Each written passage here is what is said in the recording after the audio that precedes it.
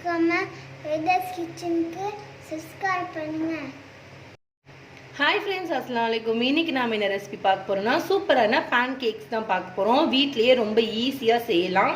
வாங்க ரெசிபிக்குள்ள போகலாம். இதுல நாம 2 கப் அளவு மைதா மாவு சேர்த்துக்கலாம்.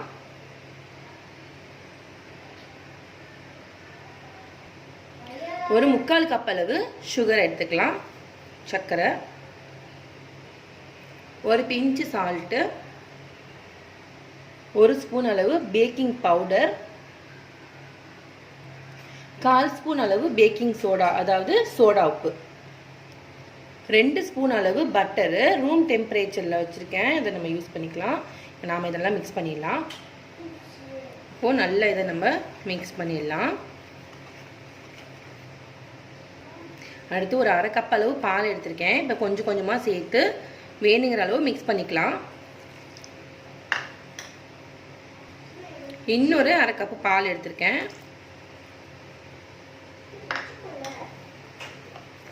இப்போ நல்லா மிக்ஸ் பண்ணிக்கோங்க.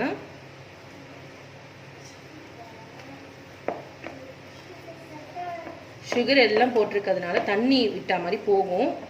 சுகர் இருக்குது, அதுக்கப்புறமா பட்டர் இருக்குது.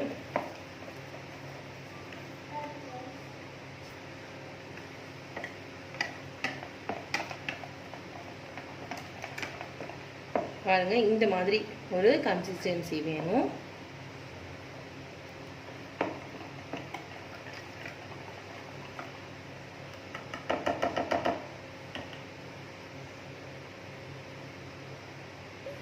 இப்போ நாம் இதை க்ளோஸ் பண்ணிடலாம். ஒரு 10 நிமிஷம் வந்து இது இப்படியே இருக்கட்டும். நம்ம பேக்கிங் பவுடர் பேக்கிங் சோடாலாம் கலந்துருக்கோம் இல்லையா, அது எல்லாமே நல்லா மிக்ஸ் ஆகி நல்லா ஃப்ளஃபியாக வரணும் பேன் கேக் அப்படின்னா நம்ம ஒரு 10லேருந்து 15 நிமிஷம் இதை மூடி வைக்கணும். இப்போது பார்த்தா உங்களுக்கே தெரியும், மேலே வந்து பபிள்ஸாக லைட்டாக வந்திருக்கும். ஏன்னா நம்ம சோடா பூலாம் போட்டிருக்கிறதுனால. ஒரு 20 மினிட்ஸ் ஆகிடுச்சு. இப்போ நம்ம இதை செஞ்சிடலாம். இப்போது ஒரு பேன் வச்சுக்கலாம். இதில் லைட்டாக கீ இல்லை பட்டர் ரெண்டில் ஏதாவது ஒன்று ஆட் பண்ணிக்கோங்க. லைட்டாக ரப் பண்ணிக்கலாம் இந்த மாதிரி.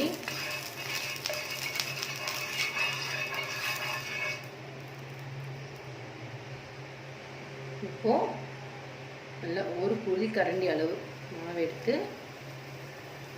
ஊற்றிட்டு அழகாக ஒரு ரவுண்ட் பண்ணிடலாம்.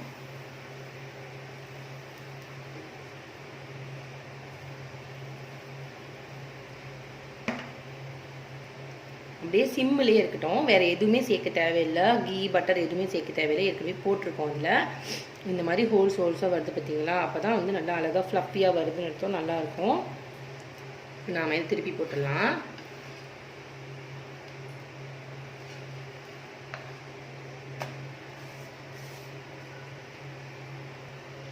இந்த பக்கம் ஒரு 10 to 20 செகண்ட்ஸ் இருக்கட்டும். நல்லா வெந்துடும். நல்லா, அதாவது கேக் மாவு மாதிரி தானே இது, அதனால் ஈஸியாக வெந்துடும்.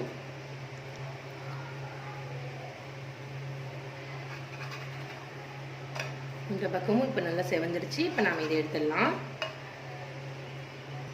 இப்போ அடுத்தது ஒன்று ஊற்றிருக்கேன். அதே மாதிரி எல்லாத்தையும் நம்ம சுட்டு எடுத்துக்கலாம். பாருங்கள் எவ்வளோ அழகாக வந்திருக்கு அப்படின்னு. நல்லா அழகாக ஃப்ளஃபியாக வந்திருக்கு. இவ்வளோ தான் நம்மளோட சூப்பரான பேன் கேக் ரெடி ஆகிடுச்சு. இதுக்கு மேலே வந்து நாம் இப்படி லைட்டாக ஹனி மட்டும் போட்டுக்கலாம்.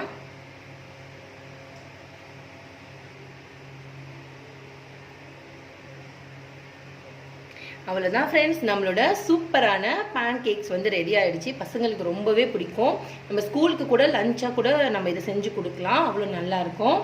கண்டிப்பாக நீங்கள் இதை ட்ரை பண்ணி பாருங்கள். உங்கள் ஃபீட்பேக் எனக்கு சொல்லுங்கள். ஏன் சேனல் உங்களுக்கு பிடிச்சிருந்துச்சுன்னா மறக்காமல் வைதாஸ் கிச்சனுக்கு சப்ஸ்கிரைப் பண்ணுங்கள். வைதாஸ் கிச்சனுக்கு சப்ஸ்கிரைப் பண்ணுங்கள். தேங்க்ஸ் ஃபார் வாட்சிங்.